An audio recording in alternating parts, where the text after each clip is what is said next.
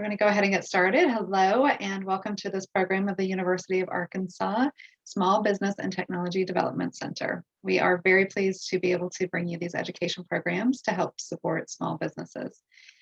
Please be advised that we will be recording this conversation for ASB TDC education purposes. You will be able to access these recordings, and we will go ahead and post that link, and it's all over our past workshops, webinars.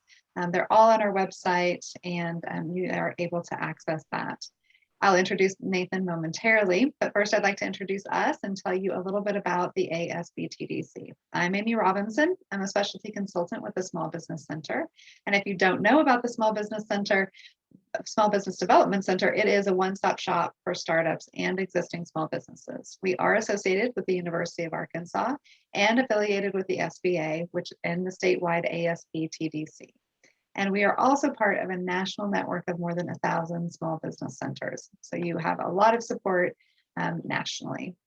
Locally, we offer complimentary one-on-one consulting services and programs like this one.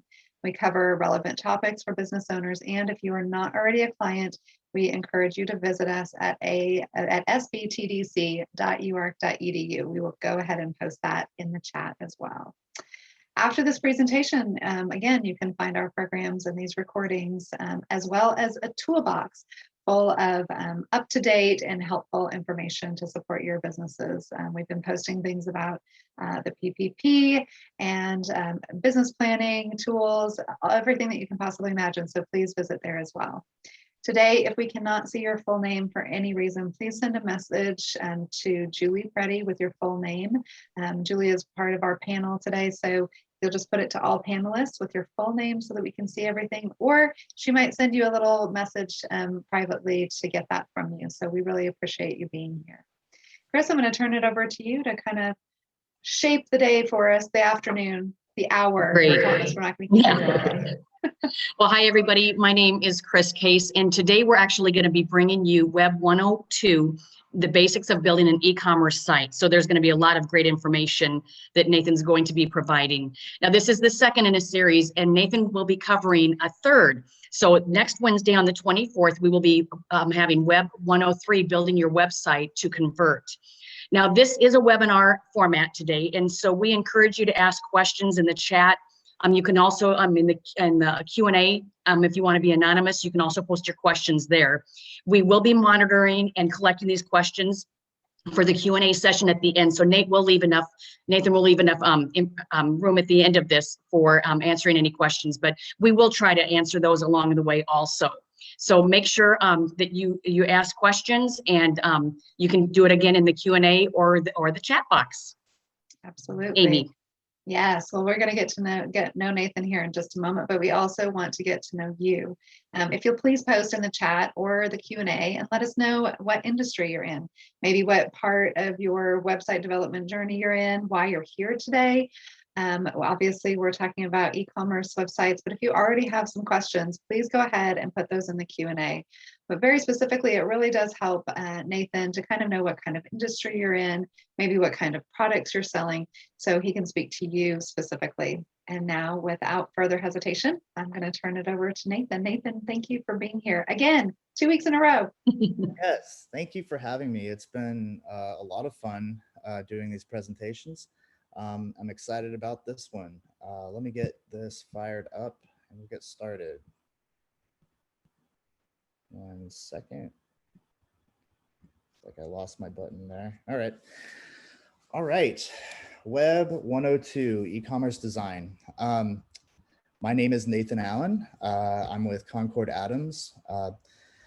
We spend a lot of time working on e-commerce sites, as well as other kinds of sites, but spend a lot of time really sort of working on making e-commerce flows better. So I hope I can help you refine your web project, whether it's, whatever kind of product you're selling. But I do want to mention that for this presentation, this is going to be a lot about just your typical kinds of products that you can hold, that you can handle. There may be some strange products out there that other people are selling, not strange, but maybe less conventional. So just keep in mind that this strategy is geared mostly towards the standard template that something like Shopify might give you, and I want to help you use that better. Okay, so we're going to review why e-commerce is changing and more important these days. We're going to review a few things that you should keep in mind just for general web design. Some things I may have forgotten to mention last time. I just want to drop them in here. We're going to talk about the standard e-commerce model from homepage all the way to checkout. And then we're going to go through each of those items individually. So one thing I want to talk about first is why e-commerce is such a big deal right now.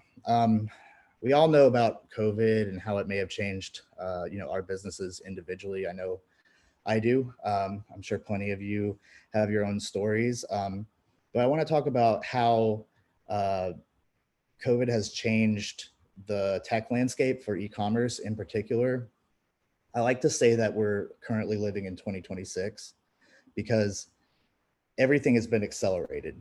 COVID didn't just change the world on the world of business, but it really accelerated every trend that existed there in the first place. So the fact that we're doing Zooms more and the fact that people are working from home more, the fact that people are buying online more, those were things that were going on before COVID hit, and now it's going to be even more prevalent. It's going to escalate very quickly.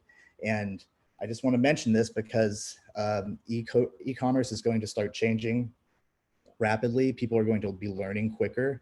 I kind of did a little digging on exactly how much Shopify has as just as one very popular platform. There are many others, but Shopify is one of the biggest and fastest growing. They have reached $60 billion in value of products sold on their platform in 2019. That was before anything we saw in 2020 happened. I wouldn't dare to guess at what the value of Amazon's products are, but I'm pretty sure that this is going to overtake, direct to consumer is basically going to overtake retail at some point in the near future. And very well may be during the lifetime of the website that you're building right now. And that's just something to keep in mind. So we are currently in what I'm calling a direct to consumer renaissance. For the first time, many businesses are coming in contact with their customers directly. They're going to have to consider some web experience things that they may not have had to before. So this is going to be something that you're going to see more and more about as the years go on. So first of all, let's do a little housekeeping. Last time we talked about some web design best practices and things to keep in mind. One thing I forgot to mention, or we ran out of time for really, was a new trend that's been going on for about 5 to 10 years, and that's a mobile first mentality. So a lot of times I see people building, working with a designer or developer, building their site, and they look at mock-ups that look like a desktop. I just want to encourage everybody to start thinking about the user experience from a mobile position first. Just start thinking about what your brand and your store looks like on mobile, because this is currently 53% of web traffic, although most people, and that's just a stat I found, and I was kind of shocked that it was so low. Most people I work with, it's 90%. And that's a lot of traffic that's getting ignored when you're just thinking about like the bigger desktop view. With 5G hitting, it's going to escalate that very quickly to the point where, most people will be buying things on mobile. So real quick, what that means for design is you'll hear people talk about the fold, get that content above the fold. That is still a relevant concept. The fold is generally, for those who don't know, when a web page loads, anything you can't see right then at the top of the page is considered below the fold. It's sort of an idea from print paper that got inherited by web design. But with mobile, a lot of things changed with that. People generally love to scroll to explore things. So it's less of a concept now. So don't worry about cramming things into this tiny little view. Don't be afraid to have a really tall website because people are used to it now. Also, avoid hover buttons. A lot of people like this, this sort of fun effect on desktop sites, which is fine there, but sometimes it can get you into trouble on mobile because mobile sees a hover state. You know, when you roll your mouse over a button, since there is no hover state on mobile, there's either you're clicking or you're not clicking. It will interpret that as you have to click it twice, which will really cut down on your conversion, especially in e-commerce. So we want to look out for some of those pitfalls. All right, so let's get to the fun stuff. This is what I would call a standard e-commerce site structure. If you know, whether you're building a site with Shopify or BigCommerce or WooCommerce, you're going to have these pages. This is sort of right out of the box what you get. And I want to talk through each of these and show you the best strategies and design to implement to get the most out of them. So first we have home, that usually leads people to category pages, which lists many products and, you know, listed out by different topics or different use cases or for different people. And then you have the product page. Everybody knows about the product page. A cart page where people review their items that they're about to buy, and then a checkout where hopefully cold hard cash just falls out of, like I have visualized here. I wish that was the way it was, but it's sometimes hard to get there. As far as strategies to get traffic to your site, I'm not going to talk too much about this because that's kind of next time when we talk about converting.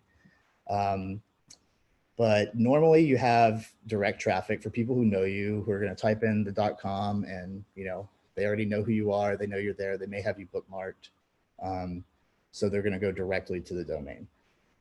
That's something you build over time. You likely will not have a lot of that when you first start, but you may get people from organic search on Google. This depends a little bit on your SEO, just how optimized you are with keywords and how long you've been at it. You know, Google sometimes takes a while to catalog sites and find you and give you a ranking. But that's a whole other talk about SEO. That's just one kind of traffic. The third kind is targeted ads. Now, most targeted ads, I'd say 95% of them you're gonna want to target product pages specifically. So just keep that in mind for everything we're talking about, that some users of your site may in the future just land on the product page. They may know nothing about the other things that you have. You may be sending ads directly to products to cut out any unnecessary navigation and get them to the checkout as quickly as possible. Nathan, we've got a few industries and products that are we're collecting here, so that will be good context for you as you go forward. So one of them is pet products, which is fantastic. So you've got a very specific product in the pet industry. We also have a coffee shop. So Mauricio, he sells bags of coffee. So there definitely is, you know, regionally we have things like 211 and Onyx Coffee. So they do have an actual product that they're getting out there. We do have a Western retail store, very cool, keepsakes and journals for different life stages. And we do have a photographer visiting us from last time, and so she's just curious about if this would relate to her at all. And very specifically, and I know you'll get to this a little bit, but just keep it in mind, a question about taxes upon checkout and some of those other elements of the checkout process, and kind of how to address that. Yeah, remind me don't let me forget that when we get to checkout. I'll speak to that a little bit. I think for our photographer, your product is very different from some of these unless you are selling a physical product. If you're selling photos, there are platforms out there that will probably facilitate your sales better, that are made for photographers. Everybody else, coffee, pet products, this will probably be very relevant, especially the coffee, the pet products. I'd have to know more about the specific products to see. I'll call that out later. There are a few things I can probably mention for that. Okay, so let's first talk about the homepage and first impressions, because that's really what it is. So I've got two sites here that I've personally bought things from, so I'm experienced as a user. So they're just going to provide some examples of what you need to look at for a homepage. First on that list is free shipping. I know as somebody who's tried to sell things online very hard without free shipping, it really sucks to manage shipping and not have it ship out of your margin too badly for small orders. I really understand that, but the reality of e-commerce is that Amazon has really spoiled us with Amazon Prime for a very long time. Everybody expects free shipping for everything. If you just go buy a light bulb, you're going to get free shipping. So it's really taught everybody that free shipping is a given in every experience, which is really tough. I know it is. So a lot of people have free shipping on domestic orders of 50 or more. Like there are a lot of stipulations built in there.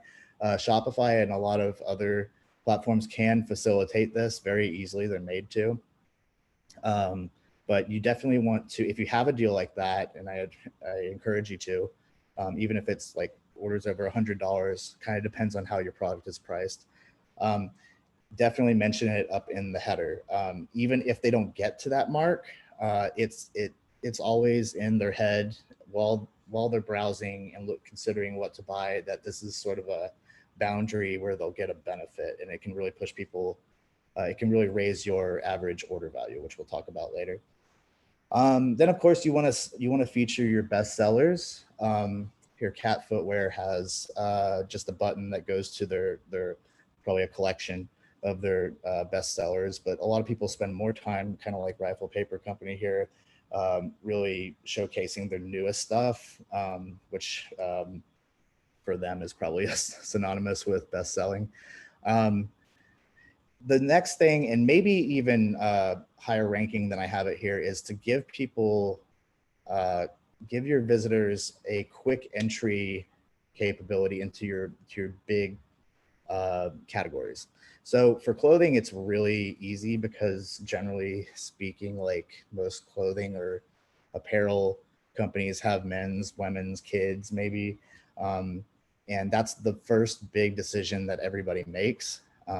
But for the other products I'm hearing about, like coffee and pet products, you might have dogs, cats, like might be your biggest decision that people first get to.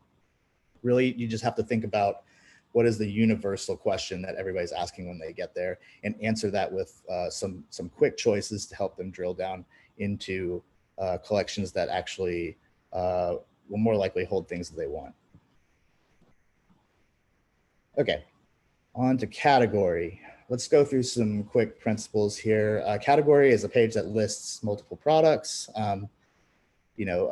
This might be men's footwear. This might be art prints, as you see it here.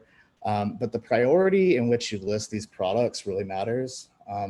Let's say you have, 150 products in a category. Let's say you have 150 shoes actually, and you have socks appearing at the top of the page. That's not very good for the experience. Like, people are most likely going there for the shoes.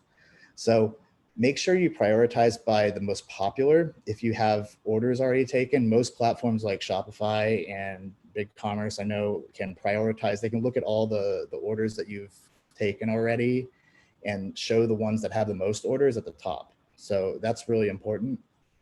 If you're just launching, you want to manually set this to basically your best guess. You know your product well enough. You probably know what's going to sell the most, so make sure they're at the top. Next, don't over merchandise. By this, I mean, don't cloud the top of your collection pages with banners. Most of the time at this point in sort of the journey through your site, visitors are wanting to window shop. They want to look at actual products. They don't really, it's not the right time to start pointing advertising at them. Now, I know a lot of platforms, they do this by default. Like if you just set up a Shopify and you have a theme, like, you know, you're going to go to those collection pages and it's going to have a banner there. And it's actually sort of a dated practice. So I would avoid that entirely. Just lose all those banners at the tops of category pages, because it's sort of like if you have a physical store and somebody's walked into your store and they're looking at products, and then you throw a giant billboard in front of their face. It's not exactly the right time to do this, because they might be just about to make a decision. Nathan, we have a quick question while you're here. Is this the sample website you're discussing a Shopify or custom build? Most of this will apply to any Shopify site, BigCommerce, or any of those e-commerce platforms, the way they are before any custom development is done. Now, you can have a custom developed Shopify or BigCommerce site, but this is, all of these things apply to settings that you should probably already have, just having signed up for those platforms. Shouldn't need a developer for these. Now, that may depend on the theme that you have. So tiny footnote, if you might shop around for the right themes that give you some more control over this, because there are some that are sort of locked in. So just do your research on that, but you shouldn't need to pay a developer to do a lot of this. And to frame up and remind everybody that if you weren't in the Web 101, the basics, you did cover a little bit of that about, and really, part of what we're trying to enable is how much can you do by yourself? At what level do you need someone else? So a lot of what you're doing is mostly in do-it-yourself mode. Yeah, and I just to repeat from last time, I do want to encourage everybody to try it yourself before you go paying somebody $150 an hour to do something that may be easy to do yourself. Okay, so let's move on to filters. So filters are the tools in the collection pages that allow you to drill down into products of a particular color or purpose or size. Some things that are not as easy to capture with collections. It just helps people find exactly what they're looking for. But the reality of it is they can get really complicated, expensive. This is something outside of standard offerings from most platforms, if you want to get it right, I should say. So I like for everybody to just ask themselves a question like, how many products do I have? Are there enough products to fill each category with more than 20 products? And can I scroll through all the products in my store in less than a minute? If you have less than 20 products in a category, I'd say you don't need a filter, because scrolling is going to be just as easy to find what they're looking for as tapping a bunch of really complex filters that they may not really know how to use, as well as just scrolling down the page. So people are trained to scroll. You can let them and not overly complicate it. But let's say you do have a whole lot of products and you need to give viewers the capability to filter down and find something specific. I definitely recommend keeping it simple, especially if your products have color or size. I think those are some of the most important things, like gender, like male, female, kids, like for apparel. I feel like that's sort of a given, but it's really redundant because they're usually like collections name that, so it's not as big a deal. But if you have color and size and maybe use case for your products that are, and you have a whole bunch of products that are labeled that way, I would focus on those. Okay, so let's talk about the product card. I'm not sure if this is a universal term, but this is what I call them. The product card is the very compact view of a product that you see in a grid, just like listed out on a category page. It's just the simplest way that people are going to first interact with your product on your site.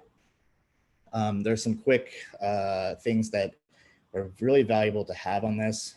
Number one, most important, is have uniform photos, and we'll talk more about that on the product slide. But it really matters here a lot, because when you see a row of 3 products in a row that are sized differently, but let's say they're all shoes, but they're all different sizes, it can really throw off the sort of vibe of your store.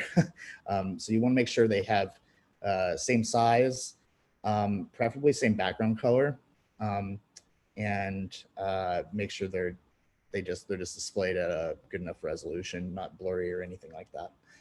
We'll talk more about that in a minute. Next is color variants. If you do have color variants, it's nice to have them here. This helps people click in to a product even if they don't like the color of it. Maybe they like the design of it but not the color. It sort of drives them forward to check it out more. And then you have people who've already been through the whole site. They've looked at a whole lot of stuff, and they may have just been, after doing that tour, they come to a collection page and they see this shoe here and they already know they want it. They would really benefit from having a quick add button. Just add it to cart. They don't have to go into the full product page and click add to cart. They just want to go for it. That's really valuable to have. And Nathan, just very quickly, we are about halfway through, so we just wanted to remind everybody, if you have any questions, make sure to post them in the chat, or you can also do it in the Q&A. So make sure you ask questions. Do I need to speed it up a little bit? Is that your cue? That's entirely up to Or you. slow it down. Okay, all right. More or less. All right, so let's talk about product photos, or the product page in general, but first the product photos.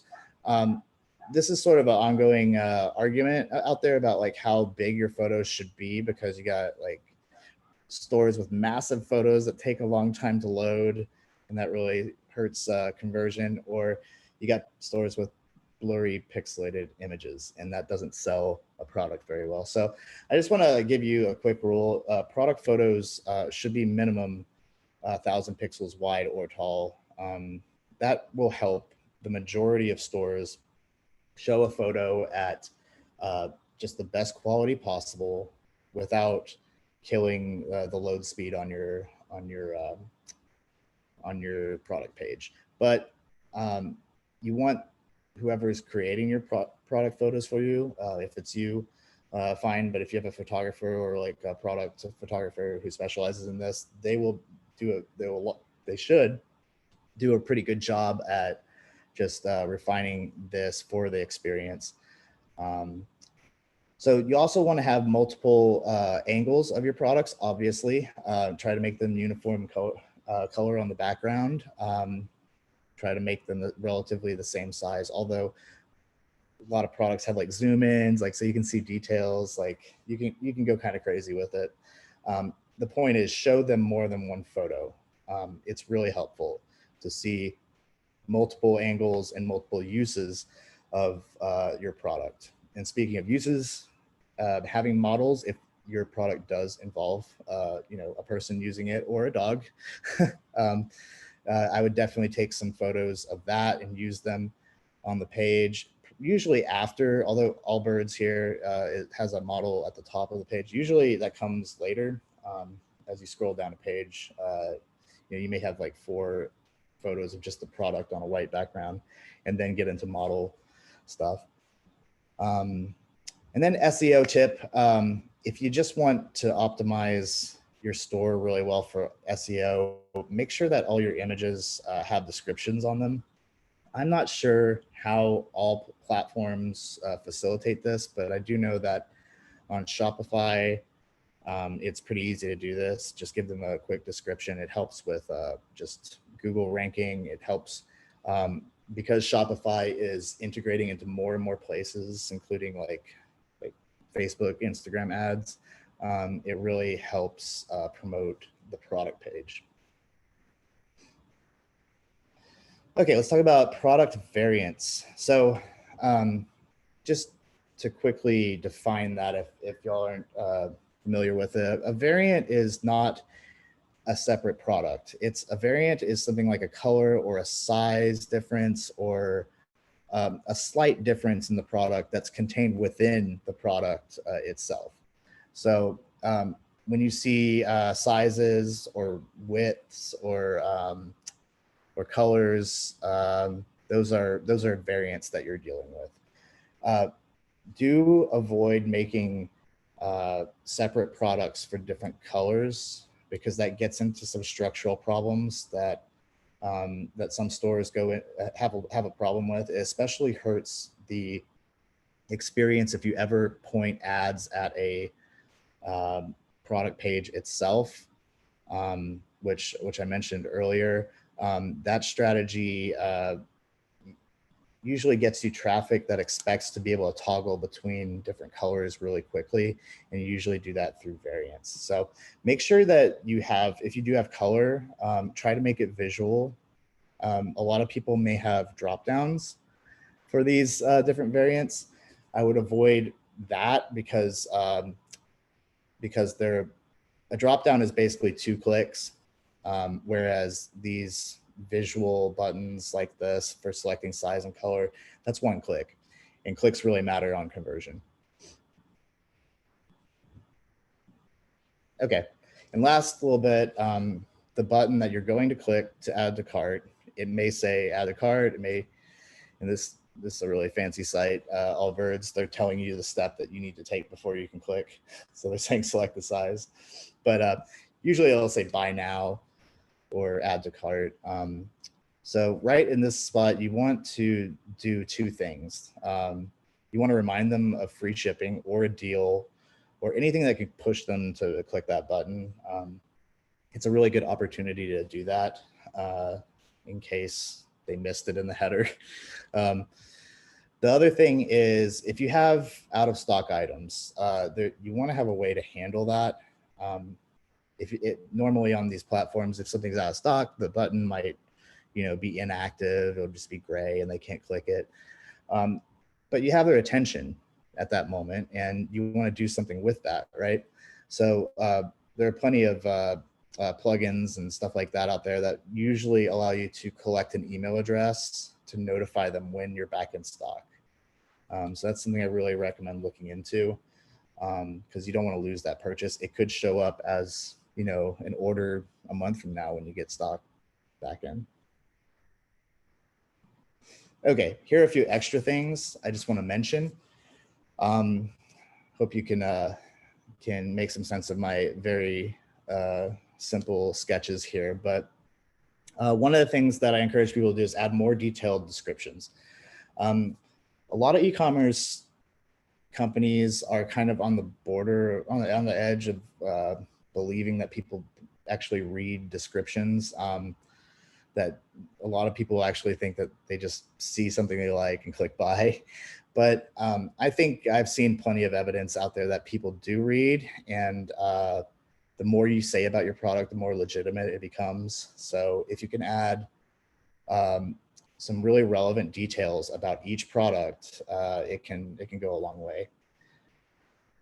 On the product photos, now this is like, this is sort of pro level, but if you have videos, silent videos of your product being used or something like that, implementing them as product photos, like one of the many product photos, can go a long way. That's a sort of a premium thing that I've seen on a lot of sites that really converts well. It adds legitimacy. It answers a lot of quick questions about how someone uses the product, or it answers questions about how something looks sort of in between the angles that they get from photos. They get sort of a complete picture when it comes to apparel. Just sort of the vibe that somebody has while wearing it can go a long way. And the last strategy here is on mobile, on a product page. I've seen a lot of people really win by having a floating buy button at the bottom of the screen that scrolls with the user. So this is a little bit hard to describe. I probably should have animated this for you for that effect. But the idea is that the buy button is always on the page, no matter how much they scroll. It's just at the bottom there, ready for them to click. And they don't have to go searching for it whenever they've made the decision. It's always there for them, right? Nathan, we've got some great questions coming up, and I know that you want to dive into cart here in a minute. A couple of questions, especially on products. We have apparel, a retail store asking about what app do you utilize on the OOS, which I think is the out of stock issue. So what do you recommend there? There are quite a few of those. I don't actually remember the best one, so I don't want to say the wrong one and have it be disappointing. So let me, it does depend on what platform you're on. Most of my experience with that has been on Shopify. I think, yeah, I'll have to circle back to that one. Okay. Well, we'll let you circle back to that. A couple of other questions on how to handle seasonal products. So in this example, we're talking about small batch coffee that's not always regular. How would you recommend handling something like that? Well, I would definitely look at getting pre-orders. Pre-orders are going to go a long way for that. If it's limited in its availability, then you're going to have potentially higher demand, and you want to start collecting on that early. When you have limited products, people, when it goes out of stock, I feel like there is a little bit more understanding about that. Only if you message about that product being limited. So I think it's very important that to avoid people being upset about it who might not realize that, you definitely want to name products talking about its limited availability. But seasonally, I think there's a lot of benefit to being on top of the seasonal shifts on your homepage. Just really calling out, like spring is coming, like, check out some of the things that we have coming for spring, and, order early now is sort of the call to action. But yeah, I think that's really fun to be selling limited production coffee like that. I bet you if you just make your homepage all about this season, right when people start thinking about it, it's all about timing. You'll have a lot of success with that, and you may sell out really quickly. Awesome. And Nathan, the retail store gave you an out, said that they use pre-order now. It does work great. They were just curious if you had any other suggestions. Yeah, I don't have any specific suggestions because I'm real antsy about that, because plugins are, they're plugins, apps, whatever you're on, they're maintained by third parties, and it's hard to know whether I trust them or not. Now, Nathan, a question on the video. Does it matter if it's professional, or could it be coming a video maybe from a customer that could send more of an amateur video? What's your suggestion on that? I would not ever, no, it doesn't matter. I would not avoid doing video just because it's not professional. I think that we live in a time right now when authenticity really matters a lot. And when people are all, made up and production level is really high, it tends to be kind of ignored. We have sort of a thing in our minds that says, oh, that's just a promotion, and I'd rather not pay attention to it as much, versus somebody who's sitting down and telling, talking like this is good content to have. It does sort of depend on your product, of course. If you have like all these, really well lit product photos, and then you have somebody in a dimly lit room talking about it, it may not go together so well. But if that's the case, you may have a section further down the page on your product page that is something like customer testimonials or something like that. That way there's kind of some distance between them. But yeah, I haven't talked about reviews at all here, but review plugins are definitely something that you'll want to have. And video reviews are awesome. that's gonna go a long way. So we're going to ask one last question on kind of products to sell, and our pet store owner is talking about subscription boxes in the pet industry. Kind of asking if in your opinion, if it's oversaturated or still growing within e-commerce, but also really, in that industry, tips, driving traffic, selling those boxes, and how to kind of begin to incorporate new products without being confusing. So individual products, baskets, and just kind of those things, and how to kind of make it not confusing. Well, two things. First of all, I think that with COVID, people have fallen into a lot of, I know we're tired of hearing the word COVID, but people have fallen into a habit of recurring orders more and more. I've seen that brought up multiple times, that grocery pickup to I just need this toothpaste every 2 months.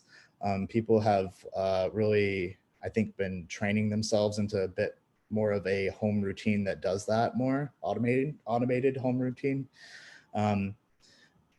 Secondly, Shopify, I know, has recently integrated its own subscription API system. Now, what that means for you is that previously Shopify had none of that. There were third-party apps that executed subscription functions for stores. One of them is called Bold, others called Recharge. Both of them are great, but they're another company doing it.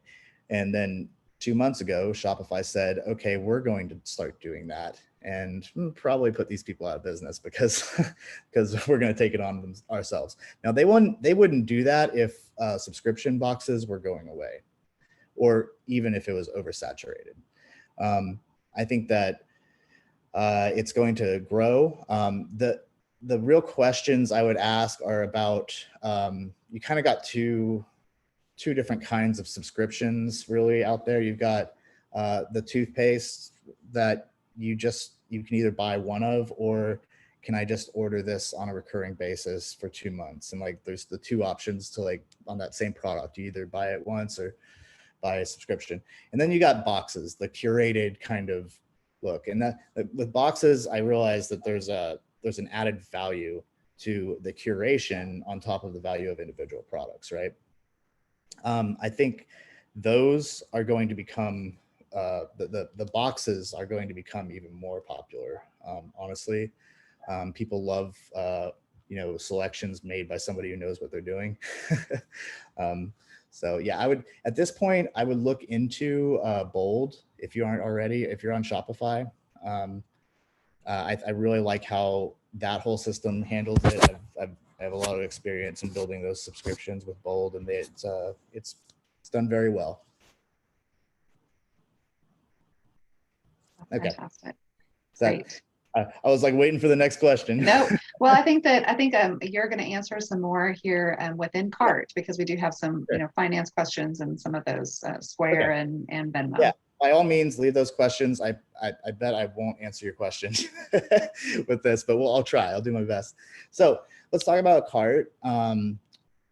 What is it really good for? I would say the only reason for a cart or shopping bag is to increase the number of items per order. So depending on what you're selling, you may have something that people really double up on, or you may have multiple products that they will buy in one go in order to satisfy that free shipping standard, or just because they want a whole bunch of stuff and they want to, just fill up on your products. You may have products that you only sell one of. But knowing your average order value is important. That's just your total revenue divided by a number of orders taken. keeping an eye on this number and how it changes over time can really tell you how successful your ads are doing and all the other stuff. Like it's one metric to keep an eye on to know what's going on in the conversion of your site as a whole. It's also an opportunity to, well, alongside that, it's an opportunity to let people know about the free shipping standard and do a little math for them and say, if you've got, the math is off here, but if you've got, X number of dollars in the cart and you only need this many more to get free shipping, you want to tell them about it here, and maybe show them some other products that people also bought. This is a function that a lot of platforms can do for you, or there is a plugin or app for it to show customers also bought this. That's sort of an algorithm they can run for you. So that's good to have. The last thing is to definitely include some trust badges of some sort to encourage people to trust the transaction that's about to happen.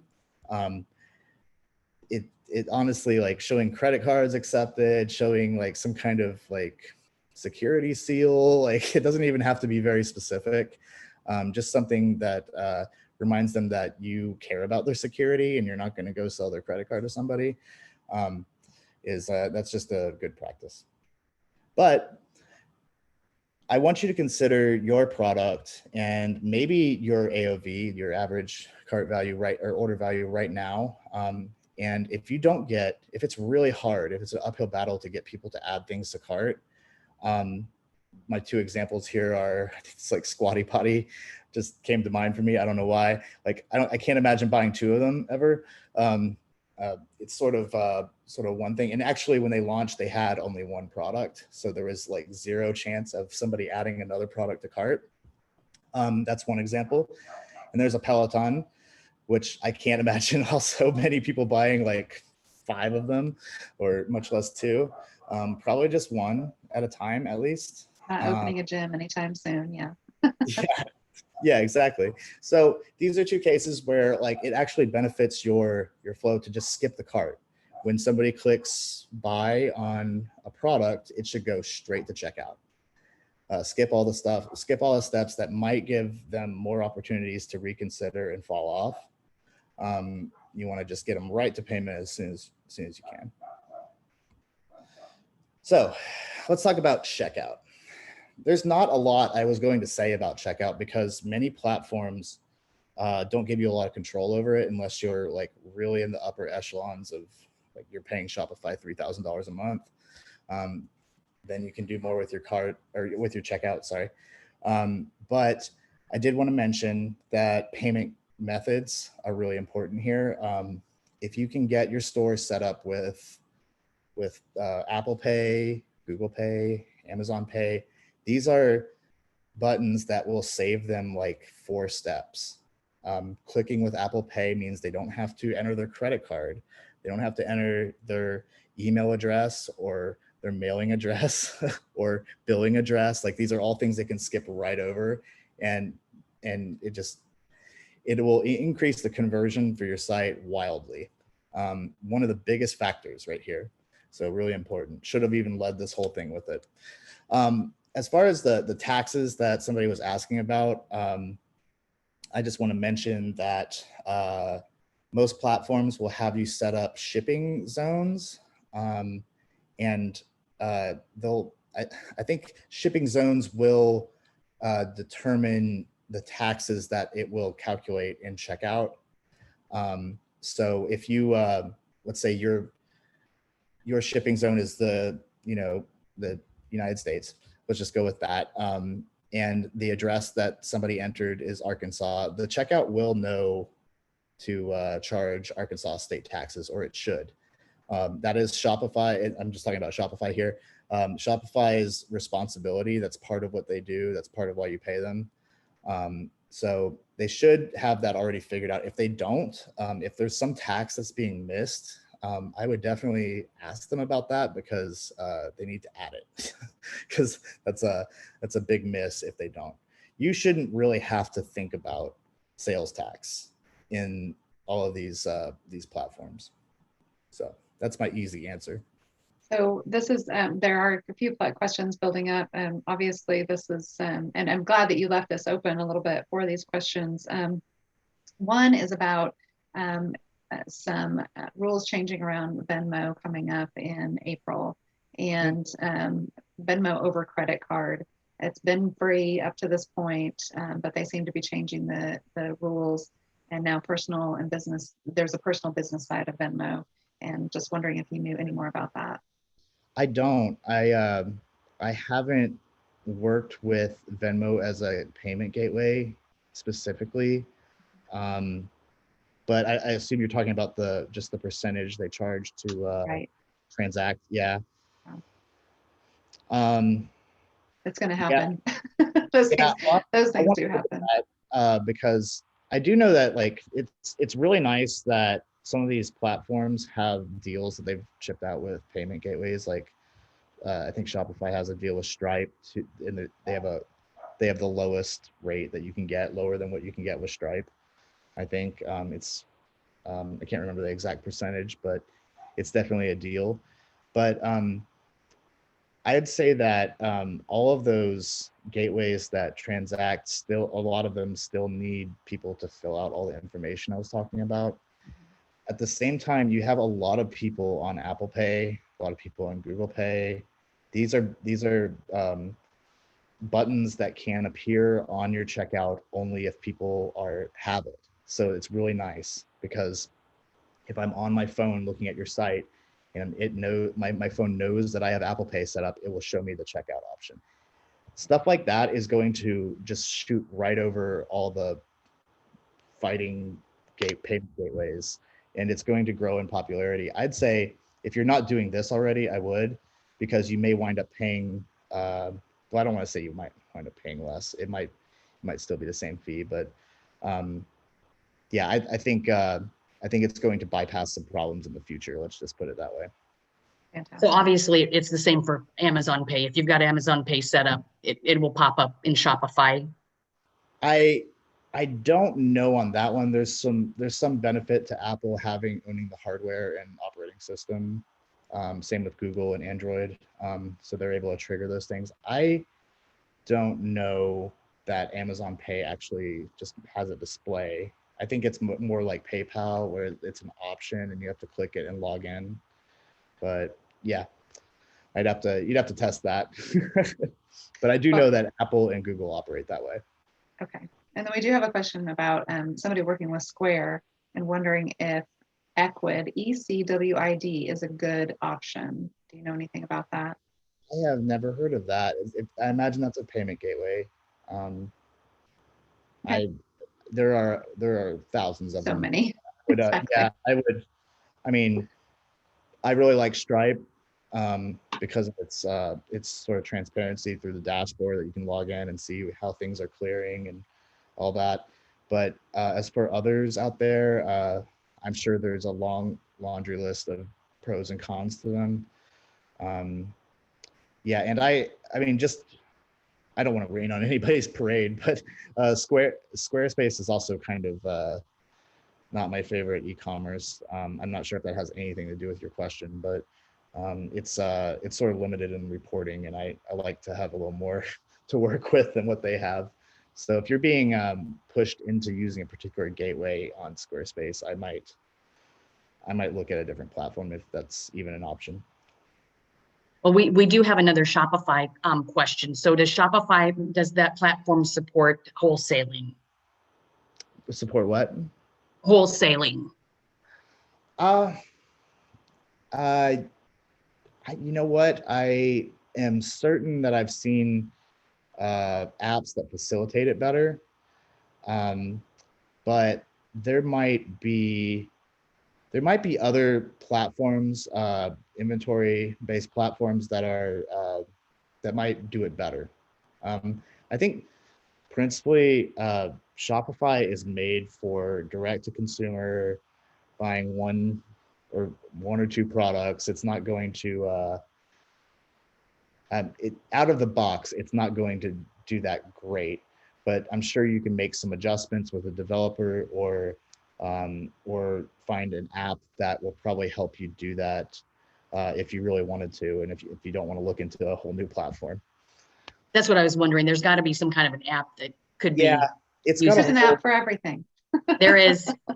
yeah, that's a good thing and a bad thing. I mean, there's a whole marketplace for apps on Shopify, and in many ways, it's kept Shopify from innovating, which is my beef with them.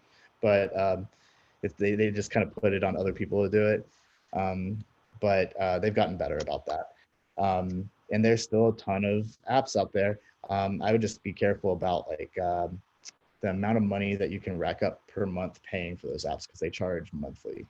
So Nathan, we just have a few more minutes, and I want to make sure that you get everything in, and then we make sure that we let everybody know what's coming up so they can do that. absolutely. So let me just leave this note.